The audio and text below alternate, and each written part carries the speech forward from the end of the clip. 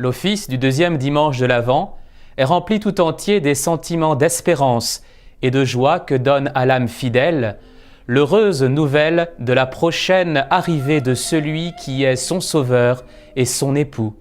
L'avènement intérieur, celui qui s'opère dans les âmes, est l'objet presque exclusif des prières de l'Église en ce jour.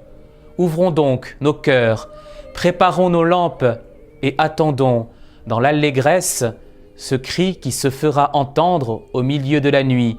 Gloire à Dieu, paix aux hommes. L'Église romaine fait en ce jour-là station en la basilique Sainte-Croix en Jérusalem. C'est dans cette vénérable église que Constantin déposa une portion considérable de la vraie croix, avec le titre qui y fut attaché par ordre de Pilate et qui proclamait la royauté du Sauveur des hommes. On y garde encore ces précieuses reliques et, enrichie d'un si glorieux dépôt, la basilique de Sainte-Croix en Jérusalem est considérée dans la liturgie romaine comme Jérusalem elle-même, ainsi qu'on peut le voir aux allusions que présentent les diverses messes des stations qu'on y célèbre. Dans le langage des Saintes Écritures et de l'Église, Jérusalem est le type de l'âme fidèle.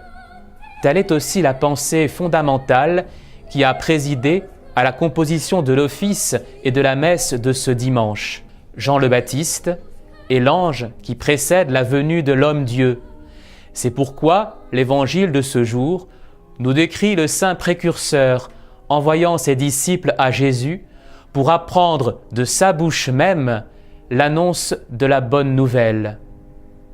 Jésus, mieux que par des paroles, démontre sa mission messianique par ses œuvres, et s'il recourt au miracle, il enseigne que le plus grand de tous les prodiges qui attestent sa divinité est celui de la conversion du monde, nonobstant le scandale de la croix.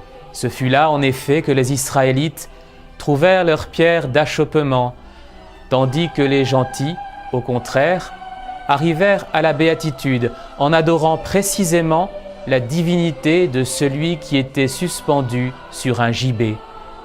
L'Avent nous prépare à la venue de l'enfant Dieu, au Messie promis, mais aussi au Sauveur qui vient accomplir le sacrifice parfait pour nous sauver.